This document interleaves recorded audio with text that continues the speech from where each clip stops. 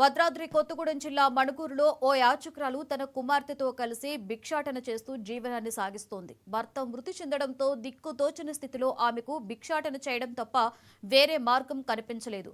భిక్షగాళ్లను గమనించిన శివలింగాపురం ప్రాథమిక పాఠశాల అధ్యాపకుడు మాలోతు భద్రు తల్లిని ఒప్పించి కూతురుని బడి బాట పట్టేలా ప్రయత్నం చేసి సఫలుడయ్యాడు. ఏడాదిగా స్కూల్కి పంపాలన్న అతని ప్రయత్నం ఫలించిందని ఉపాధ్యాయుడు భద్రు అన్నారు. ఆ విద్యార్థినికి కావలసిన వస్తువులు కొనిచ్చి ప్రతిరోజు పాఠశాలకు తీసుకువెళ్లి తిరిగి ఇంటికి తీసుకువచ్చే బాధ్యత తీసుకున్నాడు. మనకెందుకులే, మన పని మనం చేసుకుందాం అనుకుంటున్న ఈ రోజుల్లో ఇలాంటి ప్రభుత్వ ఉపాధ్యాయులు ఉండడం అరుదు.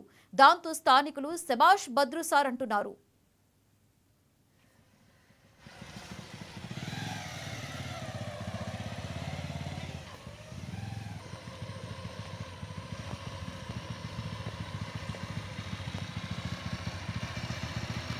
జయశంకర్ బడిబాట కార్యక్రమంలో భాగంగా బడియుడు ఉన్న పిల్లల్ని ఎక్కడున్నారో చూసి అయితే అందులో కార్యక్రమంలో భాగంగా నేను ఒక భిక్షాటన చేస్తున్న ఒక పాపని నేను చూడడం జరిగింది.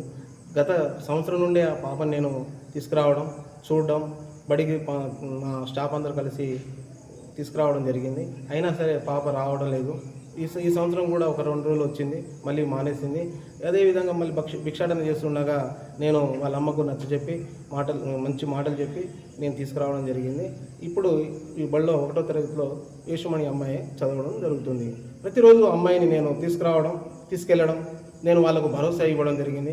అదేవిధంగా ప్రభుత్వం ఏదైతే మనకు బడిబాట కార్యక్రమం పెట్టిందో అందులో భాగంగా ఒక విశ్వాసాన్ని, ఒక నమ్మకాన్ని గవర్నమెంట్ మనకు చెప్పడం కోసం, వాళ్ళని చేర్పించడం కోసం నేను నా వంతుగా నేను కృషి